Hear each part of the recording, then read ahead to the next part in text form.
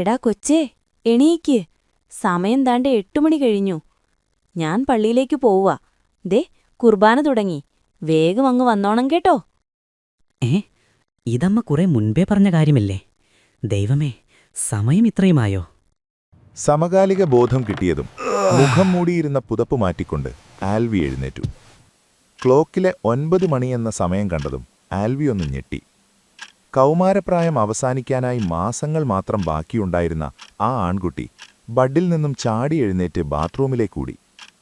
പിന്നീടെല്ലാം വളരെ പെട്ടെന്നായിരുന്നു. ഏകദേശം 15 മിനിറ്റ് എടുത്ത് ഒരുങ്ങിക്കെട്ടി ഷൂവുമിട്ട് ബൈക്കുമെടുത്ത് കിഴക്കേമല സെയിന്റ് മേരീസ് പള്ളിയിലേക്ക് വെച്ചു കാച്ചി.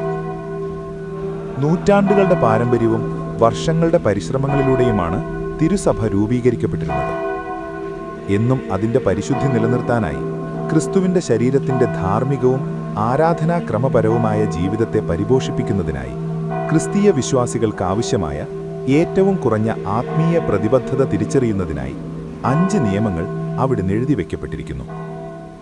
ഞായറാഴ്ചകളിലും കടപ്പെട്ട ദിവസങ്ങളിലും മുഴുവൻ കുർബാനയിൽ പങ്കുകൊള്ളണം, ആ ദിവസങ്ങളിൽ വിലക്കപ്പെട്ട വേലകൾ ചെയ്യരുത് എന്ന ആദ്യ നിയമം ലംഘിച്ചുകൊണ്ടായിരുന്നു ആൽവിയുടെ പള്ളിയിലേക്കുള്ള വരവ്.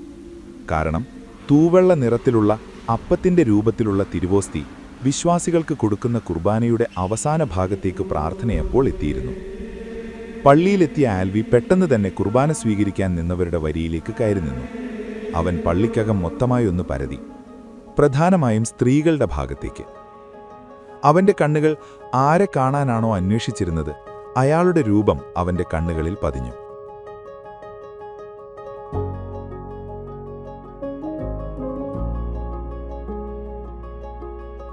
ഒരു 17 വയസ്സുകാരി പെൺകുട്ടിയിലേക്കായിരുന്നു അവന്റെ ശ്രദ്ധ മുഴുവൻ.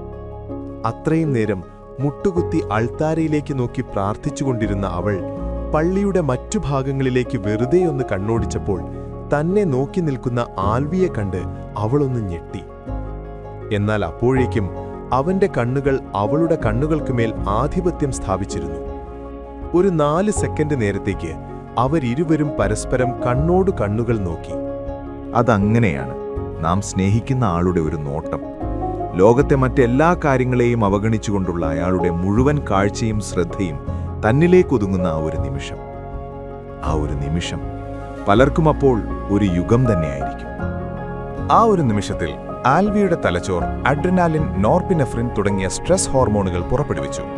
ഇതവന്റെ ഓട്ടോണോമിക് നാഡീവ്യവസ്ഥയെ ഉത്തേജിപ്പിക്കുകയും അവന്റെ ആമാശയത്തിൽ നിന്നും പേശികളിലേക്കുള്ള രക്തയോട്ടം വഴിതിരിച്ചുവിടുകയും ചെയ്തു. ഇതുമൂലം ആൽവിയുടെ കുടലിലേക്കുള്ള രക്തവിതരണം കുറയ്ക്കുന്നതിലേക്ക് നയിക്കുകയും അവനിൽ ഒരുതരം വിറയൽ സൃഷ്ടിക്കുകയും ചെയ്തിരുന്നു. ചുരുക്കി പറഞ്ഞാൽ, നാം സ്നേഹിക്കുന്ന ആളെ കാണുമ്പോൾ ഉണ്ടാകുന്ന വയറ്റിൽ ചിത്രശലഭങ്ങൾ പറക്കുന്ന സുഖമെന്ന് പറയപ്പെടുന്ന ആ ഒരവസ്ഥയിൽ ആൽവി അപ്പോഴായി. പെട്ടെന്ന് തന്നെ അവനിലുടക്കിയ കണ്ണുകൾ അന്ന വെട്ടിച്ചു മാറ്റി. എങ്കിലും കുർബാന കഴിയുന്നതുവരെ പരസ്പരം ഐ കോണ്ടാക്ട് ഉണ്ടാക്കുന്നതിൽ രണ്ടാളും കുറവൊന്നും വരുത്തിയിരുന്നില്ല. എനിക്കങ്ങ് ചൊറിഞ്ഞു കയറിയിട്ട് മേല. എങ്കിലും ഇതുങ്ങൾക്ക് വേണ്ടിയാണല്ലോ കർത്താവെ നീ മരിച്ചത്. എനിക്കിപ്പോൾ അറിയണം, ഇവര് നിന്നെ കാണാനാണോ അതോ പരസ്പരം കാണാനാണോ ഇവിടെ വരുന്നതെന്ന്. അതൊന്നും പോരാഞ്ഞിട്ട് കുർബാനയ്ക്കിടയ്ക്ക് എനിക്കിത് കണ്ടിട്ടങ്ങ് പിടിക്കുന്നില്ല കേട്ടോ. അൽത്താരയ്ക്ക് താഴെയായി വെച്ചിരുന്ന വിശുദ്ധ തോമാസ് ലീഹയുടെ രൂപം അൽത്താരയിലെ യേശുക്രിസ്തുവിന്റെ ക്രൂശിത രൂപത്തിനോടായി പരാതി പറഞ്ഞു. ഒന്ന് ചുമ്മാതിരി തോമസേ, നിനക്കിന്ന പെണ്ണില്ലാത്തതിന്റെ അസൂയയാണോ? കുർബാനയൊക്കെ അന്ത്യത്താഴത്തിന്റെ പ്രതീകം മാത്രമാ. ഞാൻ എന്നും നിങ്ങളോടുകൂടെയുണ്ടാകുമെന്നതിൻ്റെ ഒരു ഓർമ്മപ്പെടുത്തൽ മാത്രം. ഞാൻ നിന്നെയൊക്കെ എന്നാ വചനമാ പഠിപ്പിച്ചിട്ടുള്ളേ? ഞാൻ നിങ്ങളെ സ്നേഹിച്ചതുപോലെ നിങ്ങളും പരസ്പരം സ്നേഹിക്കാനല്ലേ? അത് നീ മറന്നോ? ഇവരുടെ എന്നല്ല, സ്നേഹത്തിനേക്കാൾ വലുതല്ല ലോകത്തിലെ ഒരു പ്രാർത്ഥനയും. എന്റെ പിള്ളേര് സ്നേഹിക്കട്ടെ തോമസേ. അൽത്താരയിലെ ചുമരിൽ സ്ഥാപിച്ചിരുന്ന ഈശോയുടെ ക്രൂശിത രൂപം അതും പറഞ്ഞുകൊണ്ടപ്പോൾ പുഞ്ചിരിച്ചിരുന്നു.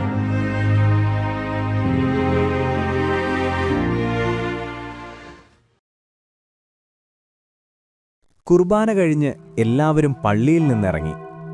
ഞായറാഴ്ച കുർബാനയ്ക്ക് ശേഷം ആളുകൾ കുറച്ചുനേരം പള്ളിമുറ്റത്ത് നിന്ന് കുശലാന്വേഷണം നടത്താറുള്ളത് എല്ലാ പള്ളികളിലും പതിവുള്ള കാഴ്ചയാണ്. പള്ളിയിൽ നിന്നും ഇറങ്ങിയ അന്നയുടെ പേര് വിളിച്ചുകൊണ്ട് അവളുടെ സുഹൃത്ത് ഡയാന അവളുടെ അടുത്തേക്ക് വന്നു. ഡയാനയുടെ കൂടെ തന്നെ അന്നയുടെ രണ്ടാമത്തെ സുഹൃത്തായ നീതുവുമുണ്ടായിരുന്നു. അവരുടെ കൂട്ടുകെട്ട് ചെറുപ്പം മുതലേ തുടങ്ങിയതാണ്. അന്നയുടെ പപ്പ ജോർജും നീതുവിന്റെ പപ്പ ചെറുതൊടിയിൽ ബേബിയും ചെറുപ്പം മുതലേ ഉറ്റ സുഹൃത്തുക്കളാണ്.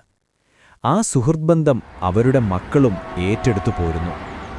ചെറുപ്പം മുതൽ അന്നയും നീതുവും ഒരുമിച്ചാണ് പഠിച്ചത്.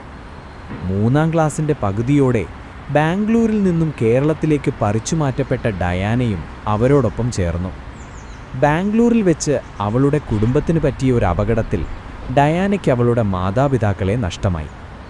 ആ സംഭവമാണ് അവളെ അവളുടെ അമ്മ വീടായ കിഴക്കേ മലയിലെത്തിച്ചത്. ഓ, രണ്ടാളും ഇന്ന് വന്നായിരുന്നോ? ഇല്ലടി, ചത്തു. അല്ലടി, ഇന്ന് പള്ളിയിൽ രണ്ടാളും കൂടെ എന്തായിരുന്നോ? എന്ത്? അയ്യോ, ഒന്നും അറിയാത്തൊരു കുഞ്ഞാവാ. എന്നാ മോളെ നിന്റെ വിചാരം? ഞങ്ങളിതൊന്നും ശ്രദ്ധിക്കുന്നില്ലെന്നാണോ?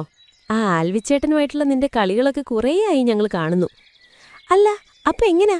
ഉടനെ എങ്ങനെ നിങ്ങൾ രണ്ടാളും സെറ്റാവോ? എടി, പള്ളിയാകുമ്പോ പലരെയും നോക്കിയെന്നും കണ്ടെന്നൊക്കെ ഇരിക്കും. അതപ്പ തന്നെ മറക്കുകയും ചെയ്യും. അതത്രയ്ക്ക് തന്നെയുള്ളൂ. അല്ലേലും ഈ പഠിപ്പിസ്റ്റ് വല്ലവനുമായി സെറ്റായി ട്രൂ ലബാവോ എന്ന് നിനക്ക് തോന്നുന്നുണ്ടോ? ഓ, ഒരു ട്രൂ ലവർ വന്നേക്കുന്നു. നീ ആ CAക്ക് പഠിക്കുന്ന ചേട്ടനെ എന്തു പറഞ്ഞായിരുന്നു തേച്ചേ? ഓ, അതോ? അങ്ങനെ ഒന്നും നമുക്ക് പറ്റത്തില്ലടി. പുള്ളി ഭയങ്കര കെയറിങ്ങാ. അതുകൊണ്ട് ഞാൻ നൈസായിട്ടങ്ങ് ഒഴിവാക്കി. അവളത് പറഞ്ഞതും അന്നയും നീതുവും അത്ഭുതത്തോടെ അവളെ നോക്കി. കാരണം ഒരാഴ്ചയ്ക്ക് മുൻപായിരുന്നു ബർത്ത്ഡേക്ക് രാത്രി 12 മണിക്ക് വിളിച്ച് വിഷ് ചെയ്തില്ല എന്ന കാരണവും പറഞ്ഞ് ഡയാന കൂടെ പഠിച്ചിരുന്ന അവരുടെ തന്നെ സഹപാഠിയായ ഒരുവനുമായുള്ള പ്രണയം അവസാനിപ്പിച്ചത്. നിസ്സാര കാരണങ്ങൾ മതി ഡയാനയ്ക്ക് അവളുടെ കാമുകന്മാരെ മാറ്റാൻ.